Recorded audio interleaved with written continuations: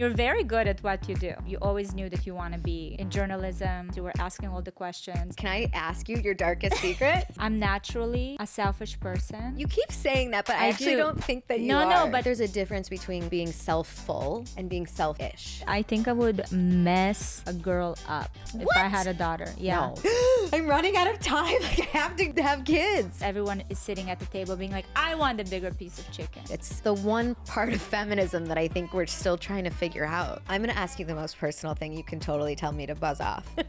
I don't actually know if anyone knows this, but welcome back to Not Alone. I gotta tell you this realization that I had, which by the way happened when I was probably about 17 years old, but pops up for me every couple of years. So there's this saying of too cool for the weird kids, too weird for the cool kids.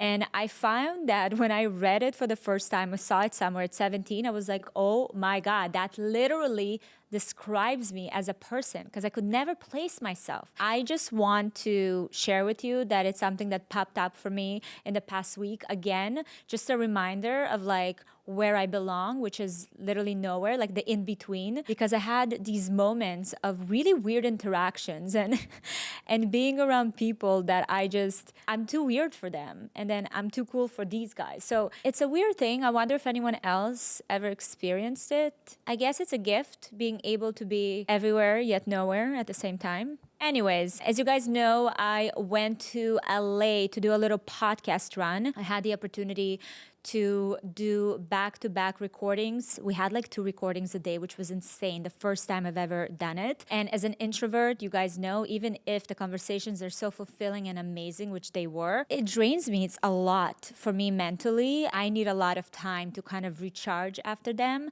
But listen, I chose this career, I chose to do this. And I kind of love the fact that it is constantly pushing me outside of my comfort zone, because I often think to myself, did I decide that I'm an introvert, or is that the comfort zone? Either way, it doesn't matter. I will always be the person that pushes herself to reconstruct the status quo that I put for myself. So that's what the 2 episode recordings back to back did for me. Okay, let's talk about today's guest, Danielle Robay. I am absolutely obsessed with her, and I don't say these things lightly. I loved her the minute I saw her. We actually decided to go for a little coffee before our recording, just so we can, meet for the first time. Never seen her before. I started following her randomly because I saw her conducting an interview. She also has a podcast. I was just like, wow, this girl is so intelligent, and loved the way she communicated. So I started following her, and I messaged her, and I'm like, hey, you're gonna be my best friend. I don't know if you know it or not, but just letting you know. I was planning my trip to LA. I was like, please, let's sit down, let's talk. She's like, would love to. Literally could have sat there for 4 hours.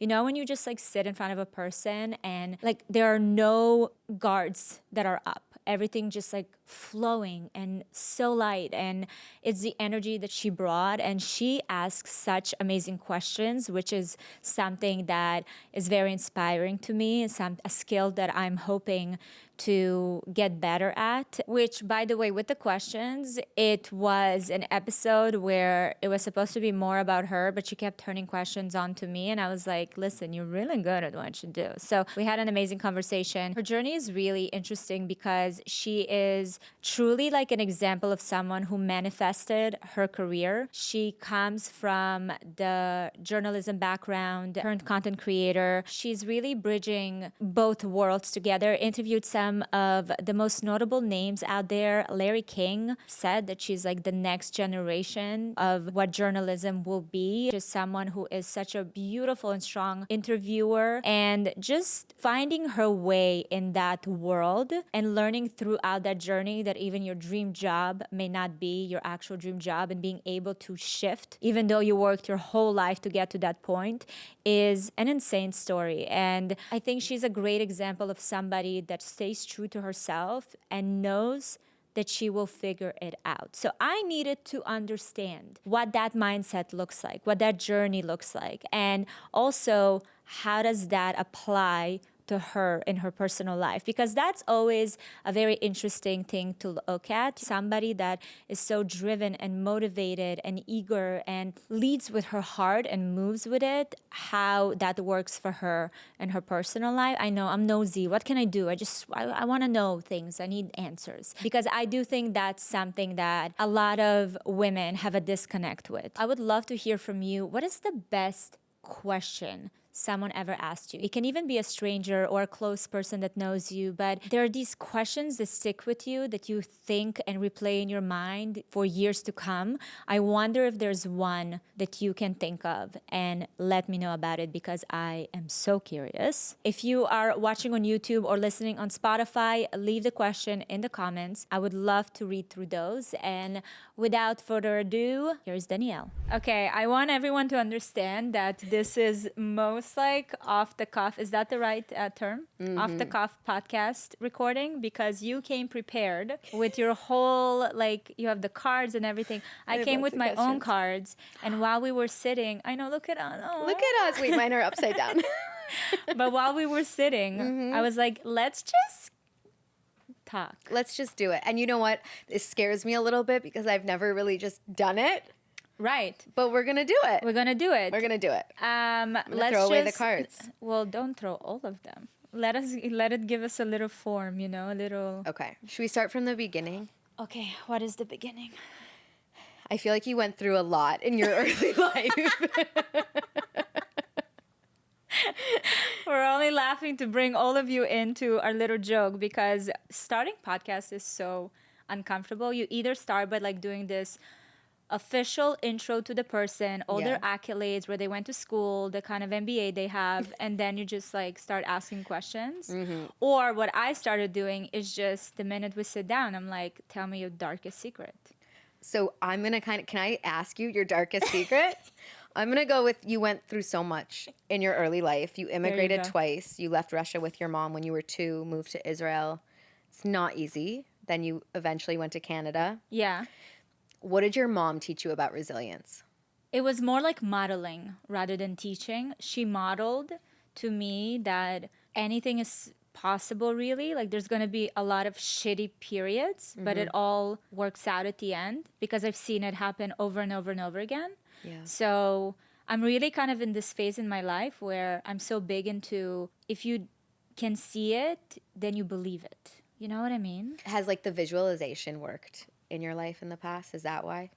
It's just my analytical brain. I feel like my Virgo brain is like, I see here, I can point to it. Like, it happens, it's true, you know, rather than this like fluffy, fairy kind of like, even visualization. Yeah. It's a tricky one for me, because it took me a long time to learn how to manifest properly. Do you manifest?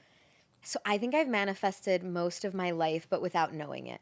But that's interesting, because for me, I found that manifestation, like, I was doing it wrong for a long time, because I would ask for things, visualize them. Yeah. But what I didn't do is I didn't check with myself if I am ready to receive it. Same. So you can ask for things, but if you don't believe you deserve it, they ain't coming for you. Right. If you're not living at the place where you're making decisions like that person that you want to become, and the one on your vision board. And like open, you know, like your hands are open. You're like, okay, I'm asking for it. Like, come, I'm ready. I wasn't ready for a lot of the things I was manifesting. But sometimes I think that's the power, because if you wait until you're ready, no one's ever ready. Like, it doesn't happen. You have to almost have that urgency. Right. And then maybe it doesn't happen for 3 years or 5 years or 10 years, but like, I don't know, there's something about me that likes the rushing to get somewhere, and I think eventually I do. So what is something you manifested that felt like so far away that happened to you? I definitely manifested a job at E. Mm-hmm. I manifested Hello Sunshine. I knew that was going to be the next place. How did you, like, walk me through it? What does that manifestation process look like? It's a good question. I get these feelings, and I just know that it feels right. And so I was like, I loved what Reese Witherspoon was creating, and the rest of the team at Hello Sunshine. A lot of my career has been female focused, and I was like, I want to work at a female media company and I align with so many of these values. But Hello Sunshine was a film and TV company. Right. Like, I'm not an actress. I was not going to be in film and TV. And so I sat with it for a little while, and eventually I put a deck together.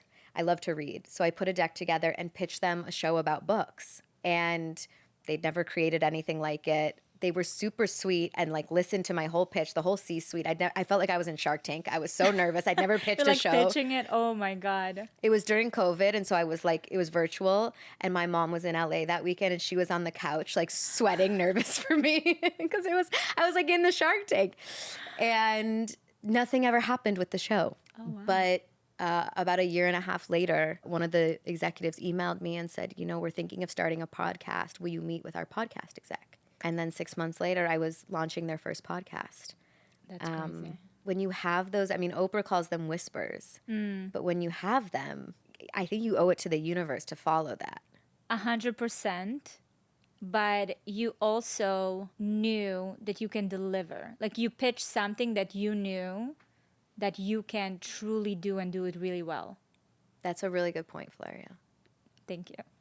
But this is, I think I just got schooled. but this is what I'm saying is like, no, it took me a while to kind of like process it and be like, what am I doing wrong? What's one that comes to your mind? That I did wrong? Or that you did right? That came true? Like, did you manifest your career? Well, if I think about little Valeria, 100% I manifested it. Like, I think from the age of, and I don't actually know if anyone knows this, but from the age of, I would say 15 to around 19, I was sitting and I was like, I'm going to be a political journalist. Like, that was... Wait, what? I know. Like, where did it come from? What inspired it? I have no idea. I always loved to write, and I used to have a lot of blogs growing up, anonymous blogs, but very anonymous. Yeah, so no one can, no tracks. Valeria was Gossip Girl, guys. I was XOXO, but I was just like, I'm gonna be a political journalist, and I really knew that I somehow will find myself in journalism one way or another, or like writing. Yeah. But didn't even know, especially since I started moving and immigrating to different countries, like how would it even look like? I don't speak proper English. I don't have the grammar. Like, I don't know how to write something, because I was thinking about it when I was still living in Israel, and I'm like, okay, I can do it here. Yeah. And now here I am in one way or another doing journalism. Yeah. While twirling with dresses. Yeah. This is perfect. I manifested this. You did. And you manifested your version of it, the version that fits you. Right. So, but back then I don't think I had as many I didn't know as much as I know now, or like before when I was in my 20s, like as you get older, we just know too much, and then it creates, everything becomes like harder to do. You see more challenges than opportunities. Yeah. But back then at 15, I was like, yeah, I'll be a political journalist, obviously. Well, I think a lot of us know what we want to do when we're like 6 years old, and then the world sort of gets to us. But if you think back at like who you were and what you were doing book reports on and what you were interested in, like, were there any through lines for you? I was always a big reader, and I always loved storytelling. Yeah. Definitely. So that was always something that was part of my life, but also like playing roles. Like, I have such a vivid memory at 9 years old wearing like a blazer, my mom's blazer, and putting a desk and papers, and just me acting out this like divorce lawyer scene. And I'm the divorce lawyer at 9 years old, Which, by the way, why divorce?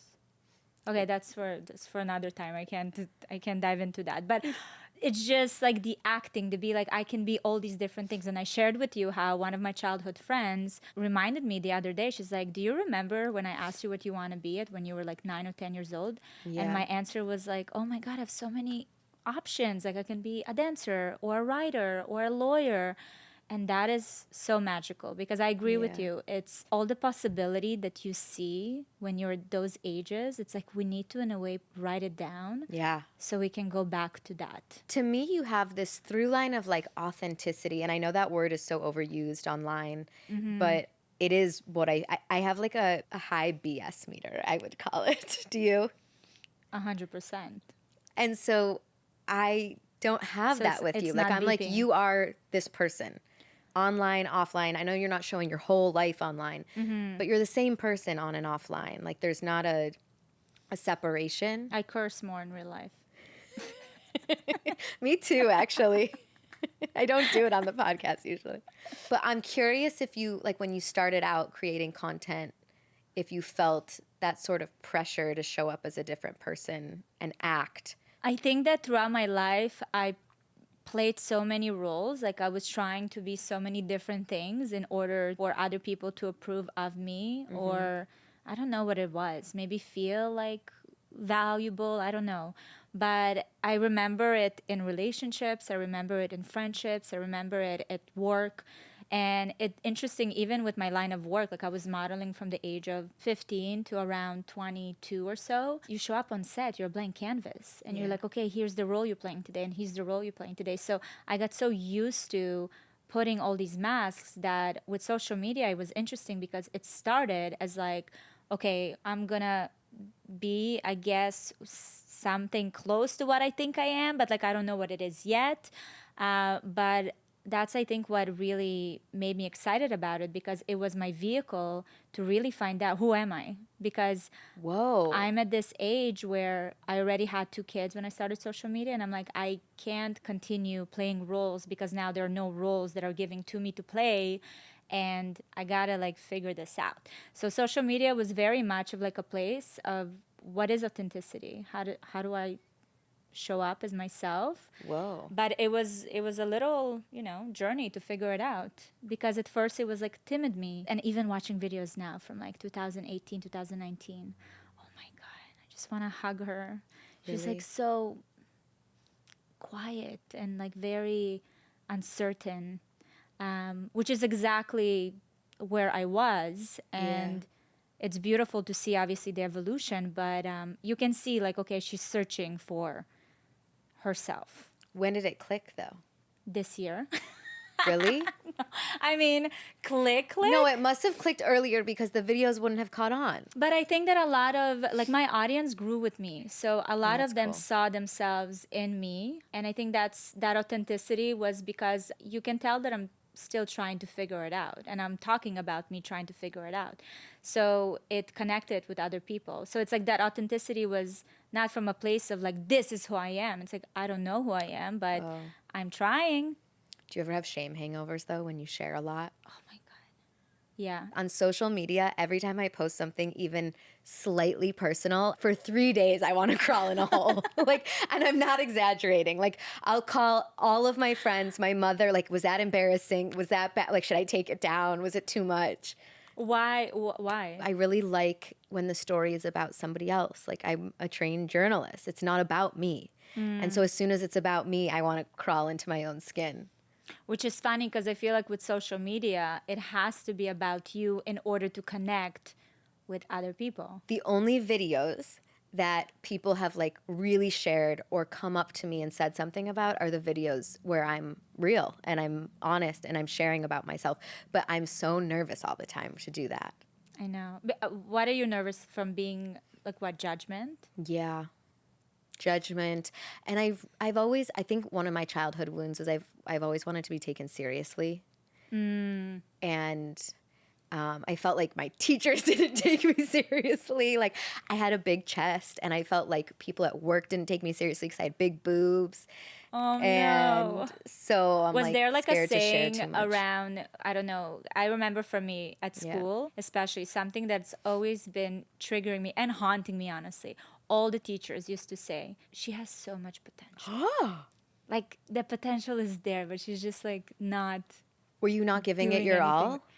No, obviously not. No, there was a lot of truth in what they were saying, but it became this like haunting phrase. She has so much potential. And maybe that's why I'm doing so much, because I'm like, there's so much potential. I gotta make sure I get it all done, you know? Do you feel like you're always chasing that? Yeah. I have a debilitating fear of not using every single gift or like anything that was given to me. If I'm not using it, I'm like, I'm scared. Yeah. I don't know what it is. Maybe because also life is so short and you're like, there's so much to learn and so much to find out about myself. Like, it's a lot. If I could armchair therapy you for a second, my guess I love that. is you in some ways grew up quickly because of your upbringing. Mm-hmm. And so you understood consequences or death or grief or hard things in life more so than maybe other people your age. And then moving a lot is like traumatic in itself when you're a teenager or a young person. Mm-hmm. And I feel like you understand that it could end. Like you understand any second. Yeah. But I also think growing up in a country like Israel where tomorrow is not promised. Yeah. I think that's in general the way people live. And I've always walked around with that. You know, there were so many moments where I was like, this could be it, you know, going on a bus, like, could be it. Someone can blow up. Like, I grew up with that feeling. So I think that shaped a lot of that. And it's both obviously a blessing and a curse. And I don't know, maybe it's also the effects of social media, but I also think to myself, I'm never going to be this young again, you know, and to not, you know, there's this quote that I read, like, to not dance when you had the ability and opportunity to, like, oh, I can't. I think about that. I think about that with like dating and love that I think call into my life. Because I'm like, if I do something like I go for a weekend with a guy to St. Bart's, it's like, is it reckless? Maybe I should have been working. I don't know. But like, I'm like, I don't know when I'm going to get to do this again and feel like this like love and lust and like Absolutely. Dance and drink and like have fun. Absolutely. No, you're making the right decision. Always go to St. Bart's. If you're ever... I've never been to St. Bart's. Well, we're manifesting it right now. Yeah. You will be in St. Bart's soon. But yeah, for me, that's kind of... Like, that's a phrase that's haunting me, though, from my childhood. Do you have one from school or teachers that just, in some way or another, or even maybe for you right now, it's this, like, aha moment? Like, oh, my God, it's been... in the back of my mind all these years. It's the not being taken seriously, but I actually had like such a weird moment because I interviewed somebody recently who felt it in me. And after the interview, they said like you can calm down, like you did it. And I was like, ah! I hated it. I felt so naked. But I think they were right. I'm constantly chasing something. Oh my God. Yeah. Have you ever had a stranger just like read you to filth? Yeah, I made sure I'll never see them again. It's like, it's a whoa moment. They hold a mirror up. So humbling. It was really humbling. I appreciated it though. I think it's so powerful especially when it's a stranger. That can be like, but you also know when it's real and it's not projection from their own stuff, you know? Yes. Do you feel like Gary's a mirror for you? Oh my God, yeah. Definitely. A mirror that sometimes I want to break because I'm like, enough with the mirroring. But that's like a big blessing for me because maybe there's also a result of that. Like there's so much potential because he's from the minute we met, he was like, your life is going to be your art. This is before I got on social media or did anything at all. He said your life is going to be your art? Literally one of the first dates that we had, when we talked about like things that I want to do, he was very he was like, your life will be your art. And now looking back, it's something that I remembered literally a couple of years ago. And I sat him down. I'm like, do you remember when you said that? And he's like, yeah. It's like, do you understand what we've built? It's literally our art and our business is my life. Like, that's insane. He, from the get-go, was so vocal about like, there's so much potential and I won't let you waste it. So it's beautiful. The ability to have somebody that is so close to you that you trust, that is always like shaking you and being like, hey, you're cutting corners or I know that you can do more. It's really powerful for someone like me. Because to me, that's what I need. Some other people can look at it and be like, this is too much. This is demanding or this is, you know. But for me, that's the kind of love I wanted. Here's something I've always wondered with you guys. Because your life and your art and your work is Valeria's life, how do you maintain a mutual two-sided relationship. How do you make sure that things are about Gary too? Or does he not require a lot? That's a great question. And I think that's something that I'm trying to find like a balance with. He doesn't require a lot, but I also know that I can do better. I'm naturally a selfish person. You keep saying that, but I actually don't think that you are. No, but to me, it's like, it's a good thing. It's like a medal. Okay. Like for me, when I hear a woman says that she's selfish, I applaud that because it's so not something women feel comfortable saying, first of all. But do you think there's I don't hate that word, but I think there's a difference between being self-full and being selfish. See, this is where English is not my first language, so I don't know. But it's self-full. I think I made that up. I made it up. It's full of self. I am self-full. You're so embodied. Yeah. But I don't think you make decisions. Correct me if I'm wrong. I don't think you make decisions just based on you. Like you think about Gary, you think about your kids, you think about your mom. Of course, yes. But a lot of the times I noticed in my life that when I operate from a place of like what will make me feel good, it benefits everyone else. Like everyone at the end are happy. You know what I mean? It's the weirdest thing because I've experimented with that. Because for a long time I felt bad about it. I'm like, why am I choosing? Because I went to the other direction than what I saw my mom was operating. She was selfless. There was no her in the equation. Everyone else came first. And I hated that. Yeah. So I went to a whole other side. And then I was like, is this a little bit wrong? But I have found that throughout my motherhood journey, because we're naturally nurturers, it's like it really benefited myself, but also my family. That makes sense. It makes a lot of sense. Chris Rock, do you know, he's the comedian. He has this joke about like the big piece of chicken at dinner. And the idea is like they'll serve the man the big piece of chicken. Right. Or somebody else at the table the big piece of chicken. And I think a lot of women in our generation are like, I also want the big piece of chicken. Right. Which creates a whole other set of issues or like challenges, not issues, challenges. Right. But it's very much to me to be able to operate in a way that is kind of like harmonious in a marriage when you are selfish or self-full or whatever it is.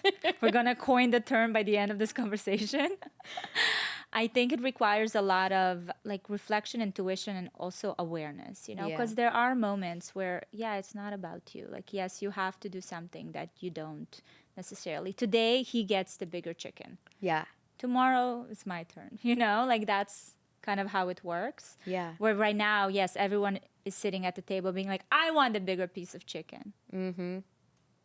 But it's interesting because I think that wasn't really a debate people were having. No, of course previously. Not. Yeah. That's why I'm proud of like certain statements that I make because I find that it's very interesting how different people perceive it, like how they look at it. So many of us like operate from this either the way society has been kind of built and or our upbringing, like all these things. And it's like these new definitions or new point of views are kind of breaking the way we've been doing things. Well, how did you think about becoming Valeria? Because you had kids at 22. Yeah. How did you navigate finding Valeria while also having kids so young and becoming a mom? Because I was selfish. Really? Yeah. Honestly, yes, really. Cool. And I don't know if it's the right way, by the way, yeah? Like, I'm sitting here not from a place of this is the answer. We shall see. Like, I'll mess my kids up one way or another. We'll see. But I did pay a lot of attention to what I needed and what, especially at those ages, because I was 22, 23 when I had Jake and Ben. I very much, instead of saying, no, I'm a mother now and I have to put everything, like, it will be another time for this. And I'm focusing only on the kids. There were the first couple of years of that, for sure. But at some point, I was like, no, I need to bring whatever is bothering me or whatever I need to figure out and evolve to the front as well. Like, that is also a priority. Because I started feeling like, how can I raise these kids without knowing who I am? Like, how is that going to work? Right. So, which comes back to your content. Like, you had to figure out who you were, and you didn't want to play all these roles because you had kids who needed to understand who you really were. Yeah. But I really want to go back to this armor you're wearing. Can you feel it on me? When it comes to all these, yeah. Yeah, listen, you're very good at what you do. I asked you prior to it. I mean, you always knew that you want to be in journalism. You said you wanted to be Barbara Walters. You were asking all the questions. Yeah. It's interesting to me that your goal was always to like be taken seriously. Is that also what made you learn, like ask questions? Whoa. Armchair therapist. You know, we're playing ball. That's pretty good. I've never thought about that. Maybe that's part of it for sure. Well, I think two things did. One, I grew up in a very conversational family, and I feel like lucky for that. I would go to friends' houses for dinner sometimes, and like the dinner table would be sort of quiet. And I'd be like, so, like my dinner table was loud. Everyone always had something to say. We were debating topics. Like I remember I had Sunday night dinners with my grandparents always, and I would sit next to my grandfather, and at 7 years old, he would be like, so what do you think about President Bush? Like I wanted to be able to have an answer because I respected him so much. And so I think I'm grateful that they instilled that in me. I think when you ask kids questions, it gives them confidence. Yeah. And then I learned when I got older, because I was naturally curious and asking questions, but something happened to me that really changed my perspective. Got a dream job that ended up not being a dream job, and I quit. I was depressed because I loved what I did so much. I just didn't like doing it there. I need context. What was the dream job? How old were you? I was 24, 25, maybe 25.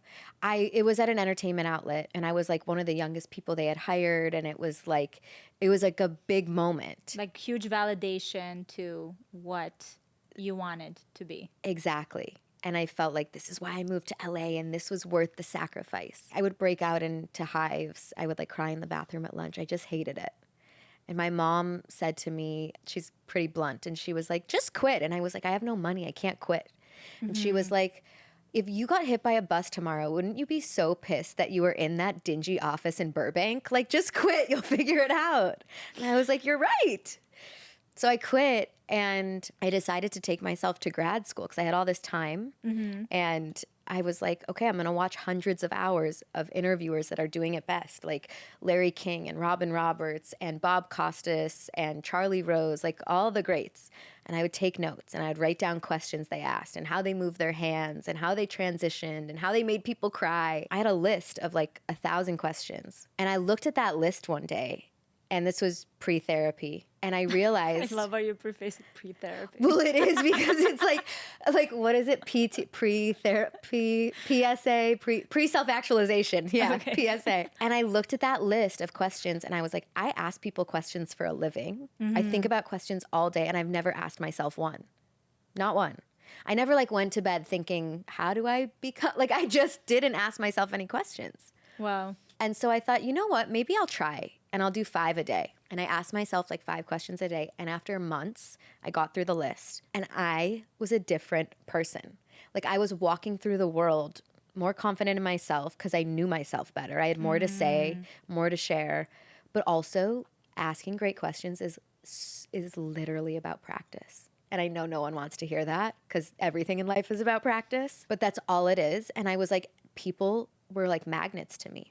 Strangers, when I would ask questions, like they were drawn to me. Even my own parents, who know me better than anyone else, like I would ask them questions more, and I felt like they wanted to call me more and like we were having better conversations. And I was like, oh, this is a superpower. Like everyone can tap into this, you know, like I'm not going to play in the WNBA. I'm 5'1". Like that's not my superpower, but like everyone can ask great questions. And I was like, oh, this is a thing. So you didn't realize that it was a superpower until then. Yeah. Which is crazy because you were already on the path. I mean, you were interviewing, you were doing all the things. How do you think you did it differently before you did this exercise? Like, That's where did it come from? Beautiful question. I saw people. Before I was just asking questions out of curiosity. I wasn't feeling who they were or seeing them. And because I'd ask myself questions, I started to feel different emotions, and I could recognize them in other people. So I really understood. I grew up. I understood people more. I always say, like, the people that have been through the most have the most to give. And it's not to valorize hardship in any way, but I do think that people that have been through so much feel such a broad range of things that they can connect to others in a different way. And I hadn't had hard things happen yet. I had it later, but the asking questions was the starting point of seeing people. That's so powerful. Is it not draining for you to like have these big conversations all the time? It is so draining for me to be at a party. Really? I don't like crowds. I was so tired before I got here because I was up at 5, and this will fill me up. Like, I'll be able to go work the rest of the night because I love this. Yeah. But with a lot of people, it's just drained. What do you do? How do you small talk? Because you did mention that, which I love, by the way, what you said about the proximity game, that like being in the room. So talk to me about that a little bit. Yeah, before we started recording, Valeria asked me about a dinner that I had thrown for the card game Shock Collars that I created. And I was telling her that one of my goals was to be able to throw dinners or small intimate gatherings, because when I moved to LA, I didn't know a single person and I didn't have any money. And so like part of that, like, you can't go anywhere when you don't have any money. Right. I felt like I was missing out by not being in the room. No one ever invited me anywhere. And I always felt like I had to like claw my way in. And now that I'm invited into some rooms, it sounds corny, but like I always think to myself, who's not here that should be here? That should be who could like gain something from this experience and add value to the room. And there's so many amazing people who didn't get the invite, you know? You just like make a mental note. I have a thing from growing up. I don't like when anyone is left out. And so I just want to create rooms where women in particular can meet each other and do business, because I think that's like what happens with men. They just do it at dinners or at golf courses or whatever. But like, I think sometimes people look at women's activities as silly. You know, when you go to a lunch, it could look like you're going there for an Instagram photo or just to be seen, but a lot is happening at that lunch. Yeah. Like, you're meeting new people, you're talking business, you're learning tips from other women that are doing what you're doing. Like, I think it's a lot actually happens. very, very powerful. You're so right. I think we're minimizing a lot of what's happening in those circles, in those environments. Don't you think? Yeah. Like, have you had, like, aside from friendships, which is really powerful in itself, like, have you ever had business opportunities come from those things? 100%. But you know what? Aside from business opportunities, it's just so, and maybe now because I can see people and I can have conversations, like real conversations, I learned so much from just the way people talk about their lives and their work, and you pick up so many things. Yeah. Because now you know how to pick it up. Do you take advice from people well? Well, I've made a decision that I don't want to hear people's opinion, but that's a decision I made earlier this year. Before that, I would get everybody's opinion on different things. Okay. With a project that I'm doing. You know, it's something that, let's say, I'm working on, or the podcast when I was working on it, I would ask so many different people, and even people that didn't necessarily, like, they don't know, they're not doing it themselves. How would they be able to advise me? Or friends that I love dearly, and they know me in a certain capacity, but not in that type of capacity. Right. So I was just like looking for validation or some kind of, I don't know what. I just wasn't connecting with my own intuition, which I always know what I need to do. What about you? I used to do that too. I have to credit therapy for getting me out of that. I know. No, I'm doing this because I haven't done therapy yet. What? I know. But you know so many things. How do you know it without therapy? It's because you've been through a lot. You've lived a lot of life. But I also left home so early. Like, I had so much time with myself that I've learned so much about myself. You ask yourself questions. Yes. And it's for the longest time, whenever I was like, maybe it's time for therapy, intuitively, I'm like, no, I have all the tools that I need in order to understand how to navigate it. Until recently. Recently, I'm like, I think it's time to get therapy. Why? I've reached a certain point where I know, like, I can't get myself any further. Like, now I need an outsider. Cool. Yeah, which is really cool. So now I'm going to be speed dating therapist. That's what you have to do to find, because you have to really like your therapist. Like, you can't, like, dread talking to them. How long have you been doing therapy for? On and off for, like, 6 years. So what made you decide to go to therapy? So I was dating somebody who was very different than me. I'm Jewish. He was Muslim. He was Persian. And I really loved him. But we had a lot of fundamental differences. And so about a year in, maybe even less, which is crazy, we were like, let's go to therapy and see if we can talk some of these out. And we went twice. And he was like, I'm done with this. Oh, wow. We ended up breaking up. But I loved it.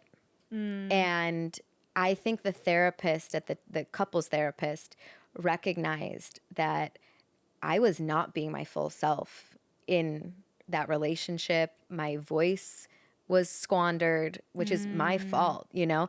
And so I continued on with her. The coolest part for me was that it almost had nothing to do with my personal life at that point, because I care so much about my career. I used to feel frustrated at work. I'd feel frustrated by conflict, by emails, like annoying emails people would send me. I didn't know how to reply. And this is obviously pre-chat GPT.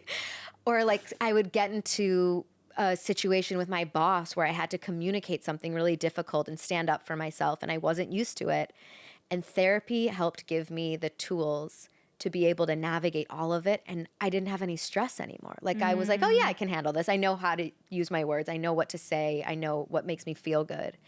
And then it started trickling into my personal life, and my relationship with my parents got better. My mom in particular, I think everything got better. And then I started attracting different men too, which was great. Interesting. Yeah. What way? How did this new man look like? I think I required somebody who was willing to have hard conversations with me, because there was no way I couldn't have them anymore. I think once you go deep, you can't sit at the surface any longer. Right. Do you feel that? No, of course. Right. Yeah. Wait, I want to know how you're navigating dating, because you're I'm so not. Smart. Thanks. I feel like it's hard to do when you're so smart. I think you're giving me way too much credit. No, but first of all, you know how to converse, and you ask questions, and you're like, okay, now I need depth. You make money, you don't need anyone or anything. Yeah. I don't know how you date in this with these conditions. Under these conditions.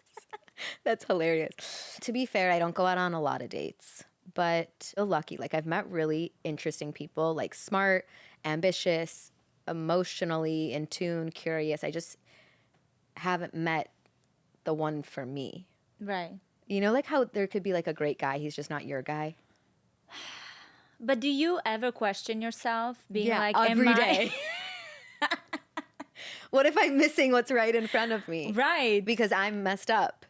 Right. Or maybe you're looking into even too deeply into certain things that maybe not as important in the long run. I have to say, aside from therapy, my greatest growth has come from being in romantic partnership, because when you love someone so much, you're willing to show up and be the worst of you. And let someone see you. Yes. And work things through because you care about the relationship. Yeah. I've been really loving thinking about the amount of courage it requires to fully figure yourself out and kind of do the rounds and come to this self-actualization. You know what I mean? Courage is a big word for me. Why? Because it takes a lot to stand up and say, I'm stuck, or I don't like the way I live, or there's more for me to find out. And then the courage to make the changes and to take the action.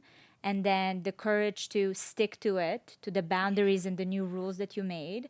The courage to stand up to the norms that are not your norms anymore. Courage is throughout that whole cycle. You know what I mean? Oh my God, you're looking at me like this. I love that. Yeah, but that's a big word. I think that for me, we don't mention that word enough with women. I love roots of words. I wonder what the Latin root of courage is and what it means. The Latin root is core, which means heart. That's crazy. That means the courage comes from your heart. We're we're onto something. I think so. But I feel like I need to sit with that something. Let's talk about timelines. Okay. Because you've been sharing your experience of you decided to freeze your eggs. You already did it. Was it like a big conversation on your podcast or social? Like, I shared the whole thing, and that was actually one of the first times I've ever been really vulnerable on the internet.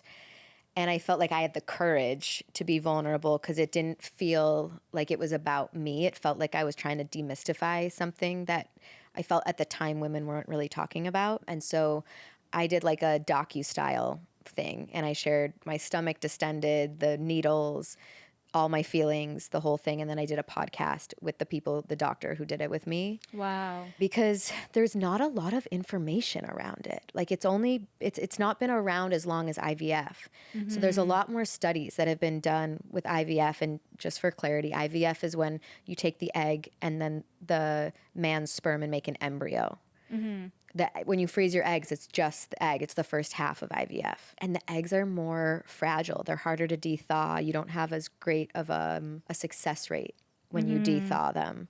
So you need more eggs. A lot of them, yeah. Yeah. Was that a big decision for you to make? Yeah, it was huge. I'm a really holistic person. Like I try not even to take Advil if I don't have to. And so the idea of putting hormones in my body terrified me. I got 15 eggs, 12 that were like genetically healthy, which is not really enough. I should have done another round to get 20 eggs. I just could not imagine doing it again. It was tough. It was the 6 months after were harder for me actually than the actual process. Because you have to rebalance your hormones? Yeah, I didn't even recognize it because I treat my body like a machine and I'm just like, let's get through it. But in hindsight, like I was overly emotional, I think, for 6 months. I was bloated. I didn't fit into my jeans the same way. Like it was just a lot of discomfort. But I'm glad I did it. And I'd never felt more proud of my body, which was cool. And I think you feel proud regardless of the outcome because you're like, you had the courage to try something. What made you do it? Because you're only 34 now. So when did you do it? 32. So what made you do it? I really want kids. I do not want to miss that opportunity in my life. I didn't have a partner. I still don't have a partner. And I was like, I don't know how long I'm not going to have a partner. What if I never find a partner? Right. And what? Why would you think that? I think I will.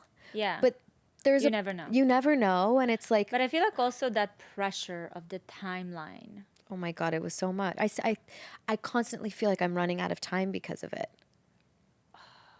I wake up sometimes like ready for my day, like I'm running out of time. Like I have to go have kids. That's kind of crazy. So many people don't realize that it's this clock ticking is so loud in your body and in your head as you get older. Like wow, I've never heard anyone say that. The clock ticking is so loud. Yeah. Yeah, it is. Like, because you had kids so young, do you feel like the clock is ticking in other ways? No. And you know what? When people ask me about how it is to be a young mom, there's obviously cons to it as well. But I have to say, there's the advantage is the fact that it's done. Yeah. And I'm still young and I can raise them and I can live my life and like I'm not, But on the other side, because I also had them so young when they were little, like I don't remember a lot of the first couple of years because I was in such a daze. I was a child myself in a way, So I feel like when you're older, you're present. You can really appreciate the experience. Yes. I wasn't as present. Did you feel that with your third more? Even the birth with the third was so different because with my first, when they pulled him out and they put him on me, I didn't have this like maternal instinct kicking out of me. I was just like, what am I doing now? Second was a little bit better, but the third was just an out-of-body experience where it was just him and I. Even Gary still is mad at me because he's like, you didn't let me into that experience. Wow. He was beside me. I was 28, but it was such a like moment of just me and Maxie, and he like did not have room in there. I feel so sad for him because he really wanted to be part of it. Yeah. But I was very present. But you're full of self. But I'm full of self and that child that came out of me. And there wasn't enough room for everybody. But But I think that was kind of the birth that helped me be at peace with the other two, where I didn't feel it. I'm happy that I had a completely different experience. But that was my third. So I think that older moms really like immerse themselves in that experience. My good friend from growing up just had a kid at 38. She's turning 39. Was her first child, and she's so calm. Yeah, you see? And I'm like, how are you so calm? I'm more nervous than she is. Yeah. But I do think some of that is her age. Yeah, the age really brings you down. Like you don't think about stupid stuff, you know, you kind of really focus on what matters. Yeah. I was thinking about a lot of stupid stuff. Yeah. So that's kind of the minus of it. But I can only imagine and like really sympathize with this idea of like, I need to do all of this. I need to build my career, and I need to find a partner, and I need to get married. That's a lot. Well, what's hard too, I think, for women is a lot of times when you hit that stride in your career, because it takes time. Yes. If you're building, like it, unless you get like super fortunate, it doesn't happen overnight. So I'd say I'd probably hit a stride last year for the first time. I was 33, and like that's peak parenting age. Yeah. You know, and so a lot of times I think those two things collide. It's the one part of feminism that I think we're still trying to figure out. I know. It's really hard. But I think you're doing a great job. And freezing the eggs is a great, I think it's a great move to kind of reclaim some of that time. I feel that way. I do think it took a little bit of the pressure off. It's almost like buying insurance. Yeah. I'm going to ask you the most personal thing. You can totally tell me to buzz off. Okay. So I was at dinner with some of my camp friends. I used to go to overnight camp, which your kids are about to do. Yeah. There was probably 8 women there, ages, I was the youngest, so 34 to 44, maybe even 48. And somebody made a joke like, who wants to have sex with their husbands? And they all laughed and were like, yeah, who wants to have sex with their husbands? And I was like, no one? I always think about when you are not married and you are in, or don't have kids, and you are in that like group of people that have kids and are married. Yes. That's, I was so depressed. They probably never thought about the dinner again. Or they're not allowed to say stuff like that if there's a non-married woman at the table. There's like a rule. They broke the rule. They broke the rule. They go to jail. I still think about it. I'm like, so should I just be having all of the good stuff now? I mean, yes, but also there is a phase in marriage, especially when the kids are little. Listen to me. You really learn all the things that you dislike about your partner when the kids are little, because they really amplify and they put you in like, not only that you're sleep deprived, you're also stressed, especially if it's your first, and you're figuring out this whole parenting thing, and there's just so many things at play. And not even take into consideration where you're at with your career or anything else. There's just so many factors that are really there like to test the kind of bond that you have.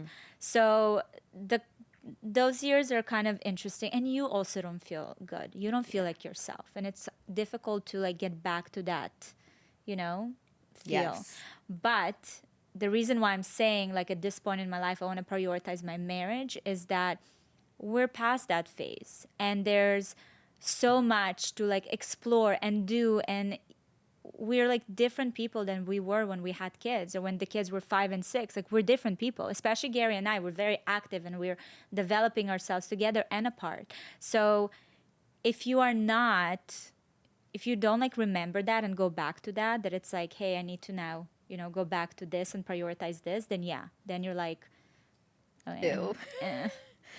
I just don't want to feel that, because I love that. Like, I know this may sound strange, but every guy I've ever seriously dated, there will be a moment where I'm on the couch and like I have to go to the grocery store. Somebody has to go get food. And I'm like, no, don't go. Like, I don't want to be apart from you. But that's still there. And that's what I'm hoping is not lost. No, I don't think it's lost when you are connected with your partner. Okay. 100%. It just looks different than the way it is when you just first start dating. Okay. But it's also, you have to participate. I don't know. I think that there's a lot, and we talked about it with Gary. I'm like, I feel like it's our renaissance now. Ooh, I like that word. Because the kids are older and they're gonna start travel. I mean, they go to sleepaway camp, and it's fun. It's nice. It's like a discovering each other again. You know. It's time for you two again. Because you'll be surprised. Throughout the marriage, there are times where you feel like roommates. Yeah. Because you are taking care of everything else. So that's a whole other journey, girl. So you have a rule, you don't talk about it in front of unmarried women? Yes. It's the same thing with birth. I have like girlfriends that are like giving birth. I'm not going to talk about negative birth experiences. Like, you don't know. But sometimes they should know, no? Like, they should know No, the because things. you amplify everything. Like, you were sitting there being like, what do you mean? Oh. I'm not going to have sex with my husband? You know what I mean? That's how you look at it. But they're not giving you, like, context. And they're not giving you the complexity of it all. And the seasons. Like, there's so much there. That's very wise. Is it ever hard putting your marriage out into the public? Because I see some of the comments when you talk about Gary or have videos, and the two of you are very honest. Like, too honest. I respect it a lot. America. Too honest. That's the tagline. Too honest for America. Especially Gary. Oh my God. Gary triggers people. Gary triggers women. And I understand. I understand why. Because he has a way in the way he speaks and carries himself. Also with his age. It's just like he knows who he is. He's unapologetic about it. And that's it. But the way he speaks sometimes, it sounds like facts. So for people, especially these days where everything is like a question mark at the end, it's hard. That's interesting. Yeah. I do think that's what it is. 100%. I'm telling you, I've been sitting dissecting it for years now. Does it ever affect your actual relationship? No, I think that it benefited our relationship because there are certain things where I was like, that's so interesting. You know what? Yeah, that is a bit like I wonder if he ever like looked at the way he responds to certain things, and I bring it to him and I'm like, just, see if that's something that you like about yourself or don't like about yourself, and do whatever you need to do with it. Whatever you feel right. I never want to change him. That's to me is like the number one thing that I've seen my mother fighting an uphill battle, trying to change her partners. Okay. So I never wanted to change Gary. But as much as he brings things to me to show my potential, I bring things to him. And I feel like a lot of people, because I believe that everyone is a mirror, through a lot of conversations, I was like, hey, this is an interesting point. And he did take some of those to consideration. I did notice that his communication changed a little bit. But otherwise, he's like, I loved him when he was, he was just very direct, rugged, and unapologetic. So I don't want that to change. Well, you were also used to direct communication. Like, it sounds like your mom's direct. So it's almost like... Yeah, I appreciate that. I feel like it saves a lot of time. I don't need things to sound a certain way in order for me to understand the message. Does that make sense? Yes. I think that right now, at this time and age, we're focusing a lot on delivery and less about the message. I personally value more the message and what you're trying to teach me or show me than the other nuances. Does that make sense? Yeah, again, I think that's pretty wise. So I'm not triggered by those things. Yeah. But I understand how others are. And you're never afraid to share it, which is wild to me because I'm afraid to share everything. Well, not everything. Not everything. You shared some stuff. Yeah. But I feel like I feel that you are ready to start opening up. That's wild because I saw a psychic and she told me the same thing. Really? Yeah. That's all the confirmation you needed. You're a little psychic. Me and a psychic? Wow. Thank you so much for watching this video. I hope you enjoyed it. Don't miss my newest episode right here. And if you're listening to the podcast on Apple or Spotify, please go and leave a review with your biggest takeaway. I love reading your thoughts. They inspire me. So if you have any suggestions for guests or topics, you can leave them in the comment section. And always remember, you are not alone.